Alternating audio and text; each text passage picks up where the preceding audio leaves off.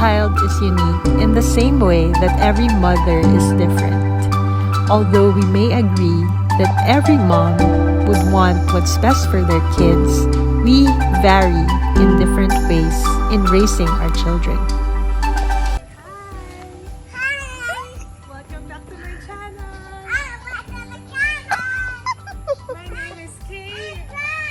And this is my daughter. What is your name?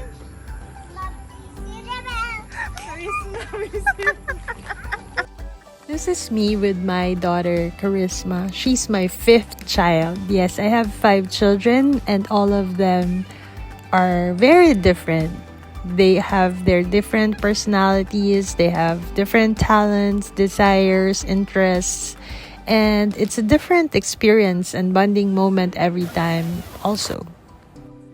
Having 4 other children other than Charisma, I must say that I have already gained a certain level of experience in raising children. And certainly that involves a lot of multitasking and patience. For those of you who know me, you'd know that I've settled down and had my first child really young. I was still in college when I had Jovi, my eldest child. But it didn't stop me from pursuing my dream, and I was still able to finish college on time, then proceeded to law school, became a lawyer, and yes, while having kids. It can be done, but I don't advise it. Why? Because it's hard. Although the truth is, it's actually difficult at whatever stage you're in your life.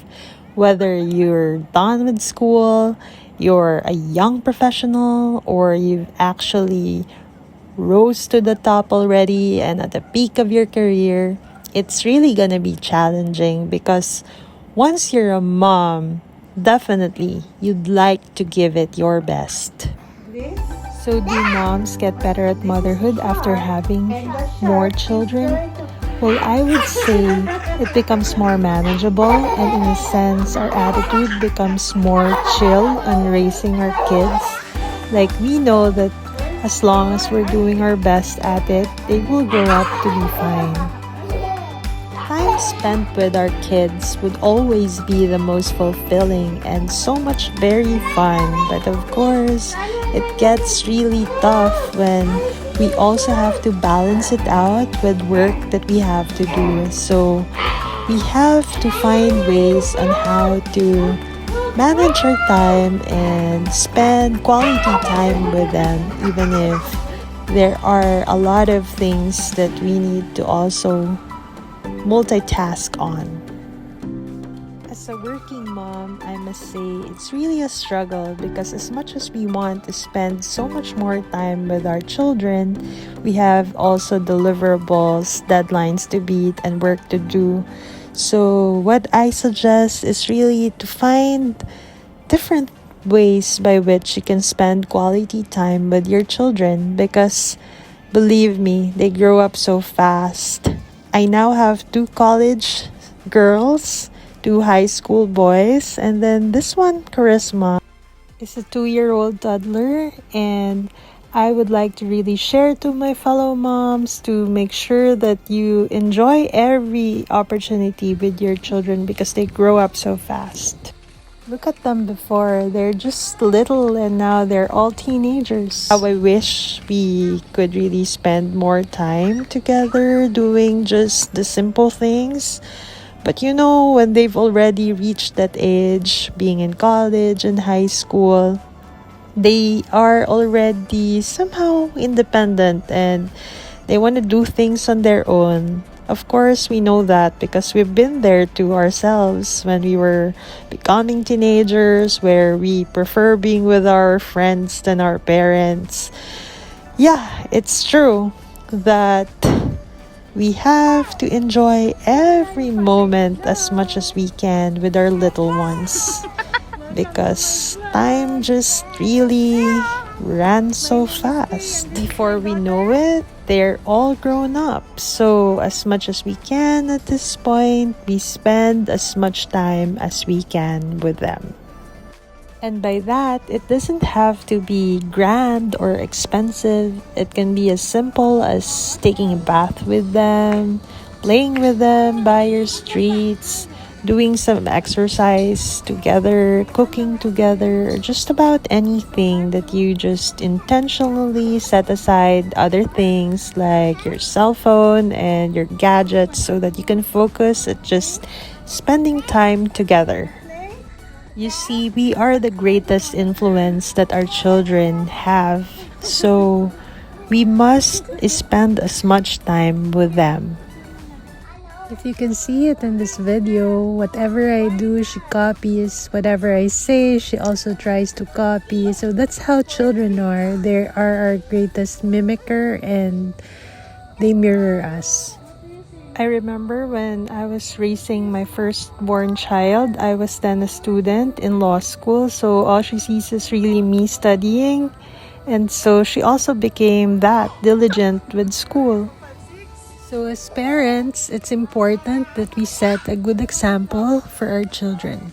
Before they attend to school, we are their first teachers, so we teach them as much as we can, and not just about things that are academic in nature, but also, most importantly, of good values education.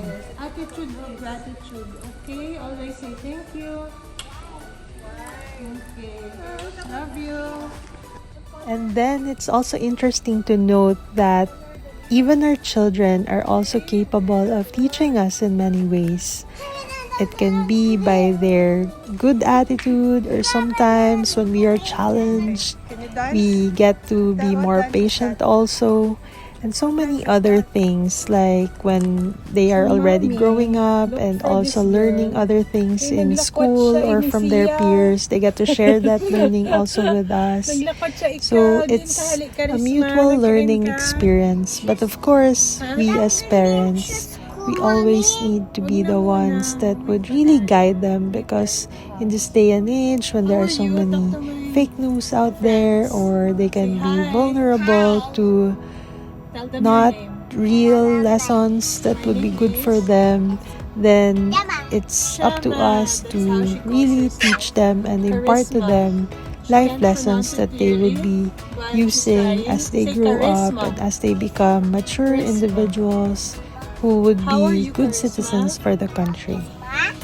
It's actually when we start to witness already that they have become compassionate and they have a certain level of awareness and willingness to extend themselves for others and be of help to their communities, that we also become more fulfilled as parents. So I think that would be our goal, to be able to teach them that kind of attitude, that it's going beyond themselves, that they can actually be better human beings.